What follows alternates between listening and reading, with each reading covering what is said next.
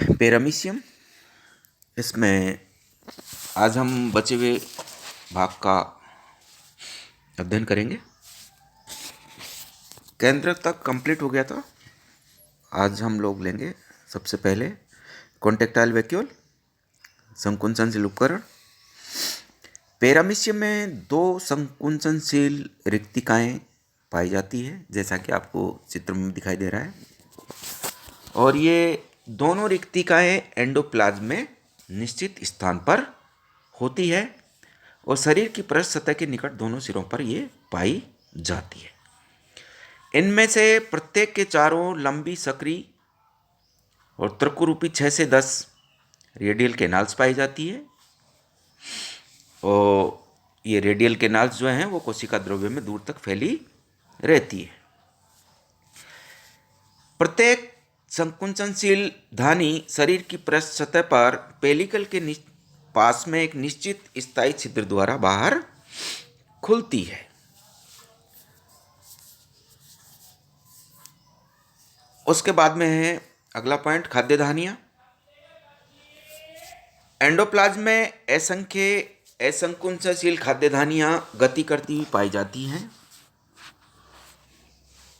और इन धानियों को वोल्बोस्की ने गैस्ट्यूल नाम दिया था। ये जिस प्रकार के भोजन कणों को अंतर्ग्रहित करती है उसके आधार पर इनकी आकृति और परिमाप जो है वो भिन्न भिन्न हो सकते हैं, लेकिन प्राय ये गोल होती है। उसके बाद में है ओरल अपरेटस या मुखीय उपकरण। पेरामीशियम में मुखीय खांच अधरतल पर पीछे की ओर एक लंबी नली के रूप में मार्ग बनाती है, जिसे वेस्टिब्यूल कहते हैं, जिसे प्रघ्राण कहते हैं। और यह एक चौड़ी नलिकाकार बक्कल कैविटी में खुलती है। बक्कल कैविटी आगे बढ़ के एक छोटे छिद्र गलेट में या साइटोफेरिंक्स में खुलती है और जो छिद्र जिसके द्वारा ये साइटोफेरिंक्स में खुलती है उसे साइटोस्टोम कहते हैं। कोशिका ग्रसनी अपने पिछले सिरे पर खाद्य धानी का निर्माण करती रहती है। मुखगुहिका की दाहिनी सीमा पर पक्षमाभों की एक पंक्ति होती है, जिसे एंडोरल मेम्ब्रेन कहते हैं, जैसा कि आपको चित्र में दिखाई दे रहा है। और बाईं ओर पक्षमाभों की 4 पंक्तियों के 3 समूह पाए जाते हैं, जो बक्कल कैविटी के पिछले सिरे तक फैले रहते हैं। और कौन कौन से समूह हैं? इन्हें वेंट्रल पेनिकुलस, डोर्सल पेनिकुलस और क्वाड्रुलस कहते हैं, जैसा कि आपको चित्र में दिखाई दे रहे हैं। और ये पक्षमाभी पंक्तियां महीन झिल्ली बनाती है।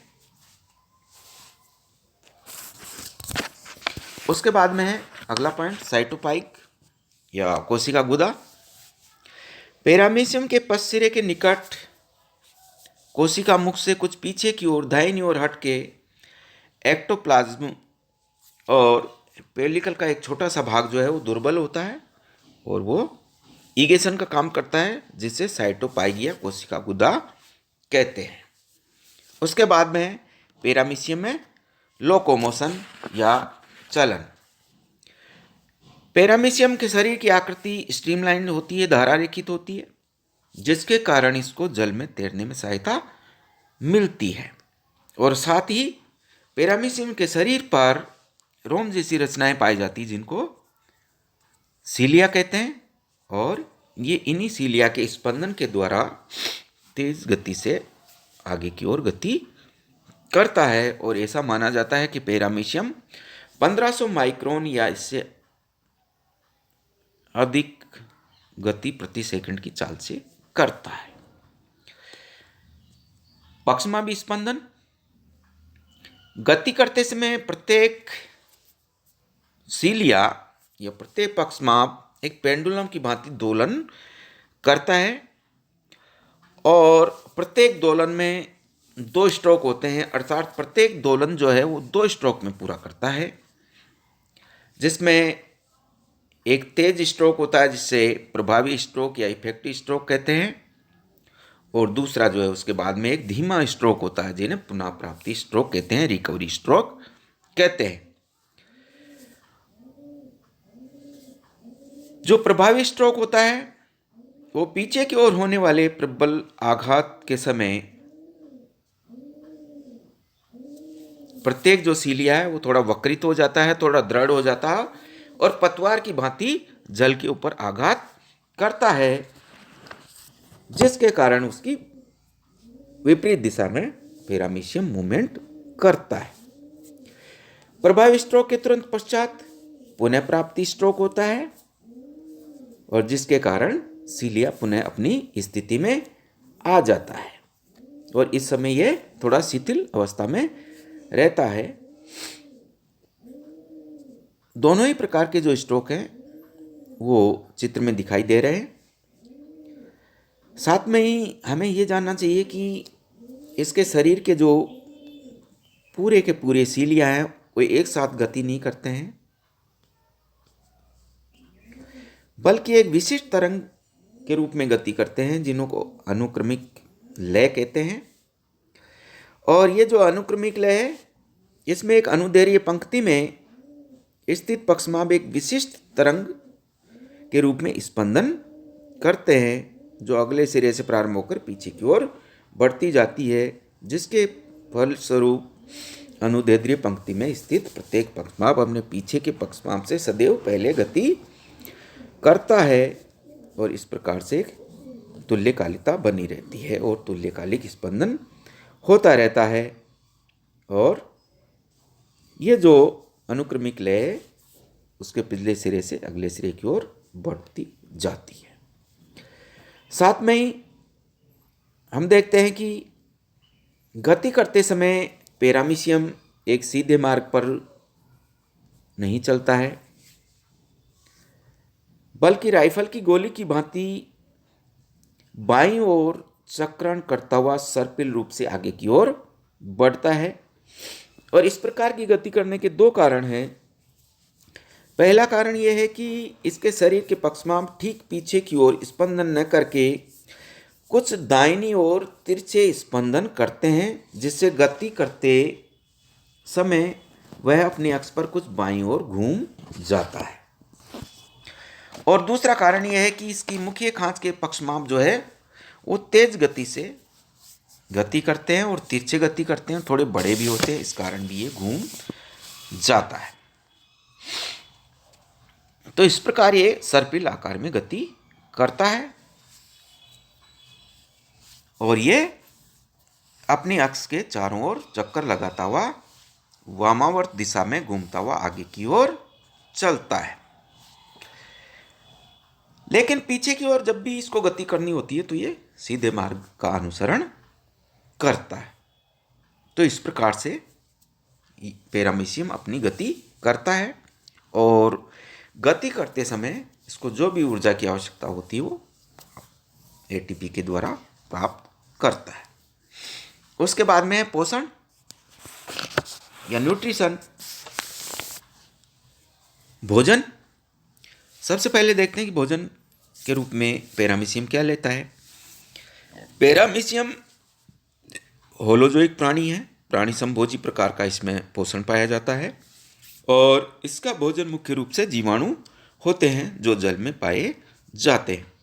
और ऐसा अनुमान लगाया गया है कि पैरामीशियम 24 घंटे की अवधि में 20 से 50 या 55 लाख बेसिलस कोलाई खा लेता है।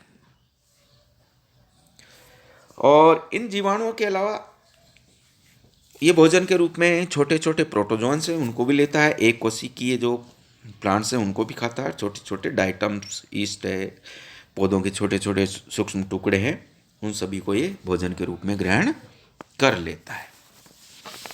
और पैरामीशियम की एक जाति है बर्सेरिया और उसके एंडोप्लाज्म में अनेक एक कोशिकीय सहजीवी शैवाल जूक्लोरेला भी पाए जाते हैं। उसके बाद में फीडिंग, आसन, किस प्रकार से ये ग्रहण करता है। जिन स्थानों पर पैरामीशियम को अधिक भोजन मिलता है वह तैरकर उन स्थानों पर पहुंच जाता है और इसमें एक विशिष्ट तरीका पाया जाता है जिसके द्वारा ये भोजन कणों को ग्रहण करता है। भोजन मुख गुहिका के अधरतल पर स्थित एक निश्चित कोशिका मुख या साइटोस्टोम द्वारा ग्रहण किया जाता है और मुख खांच के पक्षमार्गों में लगातार स्पंदन गति चलती रहती है, जिसके कारण जो भी जल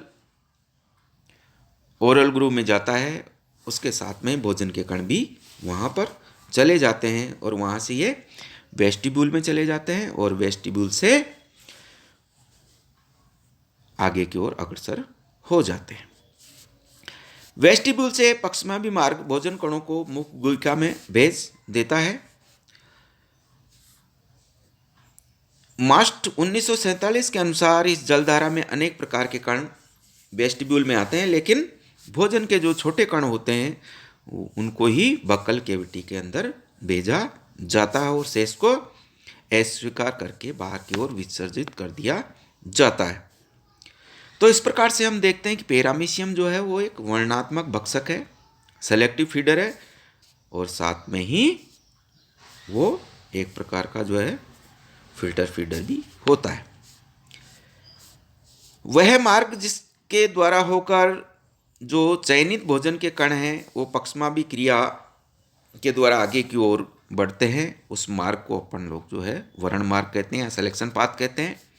और जिस मार्ग के द्वारा अस्वीकृत भोजन कणों को बाहर की ओर निकाल दिया जाता है उसे अस्वीकार मार्ग कहते हैं, रिजेक्शन पाथ मार्ग कहते हैं, जैसा कि आपको चित्र में दिखाई दे रहा है। तो इस प्रकार से पैरामीशियम जो है सीलेर फीडर है और साथ में ही फिल्टर फीडर भी होता है। अब चयन किए गए जो भोजन के कण हैं वो कोशिका मुख से होते हुए कोशिका ग्रसनी में पहुंचते हैं और धीरे धीरे कोशिका ग्रसनी के तल में ये इकट्ठे होते रहते हैं और जब निश्चित मात्रा में इकट्ठे हो जाते हैं तो एक खाद्यदानी बन के वहाँ से पृथक हो जाती है। और ऐसा अनुमान लगाया जाता है कि एक खाद्यदानी बनने के बाद में लगभग 5 मिनट के अंतराल पर दूसरी खाद्यदानी बन जाती है। लेकिन ये खाद्यदानियों का जो निर्माण है वो पचन की दर पर निर्भर करता है। उसके बाद में है पाचन क्रिया।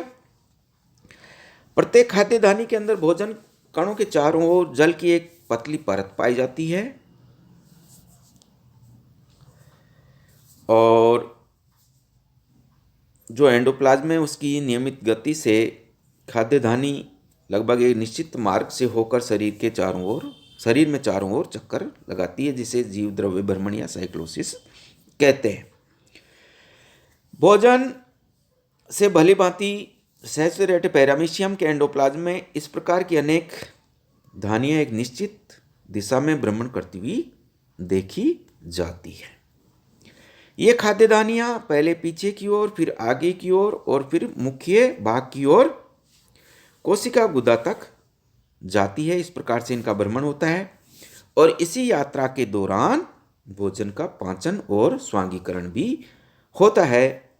जो लाइसोसोम है तो लाइसोसोम में जो भी एंजाइम पाए जाते हैं, प्रोटीएजेज है, कार्बोहाइड्रेजेज और लाइपेजेज जो एंजाइम है, उनका श्रवण इन खाद्यदानियों में कर दिया जाता है और ये एंजाइम भोज्य पदार्थों का पाचन कर देते हैं।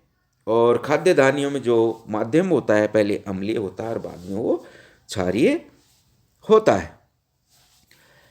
भोजन के पचे हुए उत्पाद जो ग्लाइकोजन है, वसा की गोलिकाएं आदि कोशिका द्रव्य में विसर्जित हो जाते हैं या फिर संचित कर लिए जाते हैं, जो जैविक क्रियाओं के काम में आ जाते हैं। उसके बाद में बहिक्षेपण। जैसे जैसे भोजन का पाचन और अवशोषण होता जाता है, खाद्यदानी का आकार भी छोटा होता जाता है और शेष बचा हुआ जो अपचत भाग होता है भोजन का, वो कोशिका गुदा के द्वारा शरीर से बाहर निकाल दिया जाता है, जिसकी पोजीशन कोशिका मुख से थोड़ा ठीक पीछे की तरफ होती है। उसके बाद में है श्वसन एवं उत्सर्जन। श्वसन एवं उत्सर्जन की जो क्रियाएं हैं इसकी शरीर की सामान्य सतह से सामान्य विसरण द्वारा संपन्न होती है। और उसके बाद में है परासरण नियमन या ऑस्मो रेगुलेशन। पैरामीशियम में जो कॉन्ट्रेक्टाइल वैक्यूल हैं वे ही परासरण नियमन का कार्य करती हैं। हमें पता है कि पैरामीशियम स्वच्छ जलीय स्रोतों में पाया जाता है, जिसके कारण इसके शरीर के बाहर जो भी मीडियम होता है, जो भी जल होता है, उसके कंसंट्रेशन शरीर के अंदर जो कोशिका द्रव्य पाया जाता है उसकी अपेक्षा कम होती है, और जिसके कारण एंडोस्मोसिस के कारण लगातार वाटर मॉलिक्यूल शरीर में जाते रहते हैं, प्रवेश करते रहते हैं, और साथ में ही जब ये भोजन ग्रहण करता है तब भी जल के कण जो है शरीर में प्रवेश करते रहते हैं। तो ये शरीर में जो भी जल की मात्रा जाती है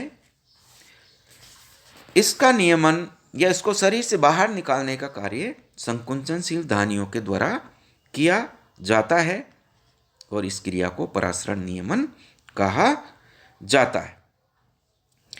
शरीर में जो भी अतिरिक्त जल जाता है पहले उसको एंडोप्लाज्म की जो नलिकाएं हैं उनके द्वारा ग्रहण किया जाता है, वहाँ से वो जो फीडर कैनाल से वहाँ आती है, और वहाँ से होती हुई तुम्बिकाओं से होती हुई ये जो है रेडियल कैनाल्स में इकट्ठा हो जाती है, और रेडियल कैनाल के बाद में जल जो है आशय में इकट्ठा हो जाता है। और जब आशय में प्रचुर मात्रा में जल इकट्ठा हो जाता है तो संकुंचनशील धानी वो पेलिकल के पास में आके इस अतिरिक्त जल को शरीर से बाहर निकाल देती है, विसर्जित कर देती है। इस प्रकार से शरीर में लगातार प्रवेश कर रहे अतिरिक्त जल की मात्रा को शरीर से बाहर निकाल दिया जाता है। इसी के साथ में पैरामीशियम का ये भाग पूरा होता है।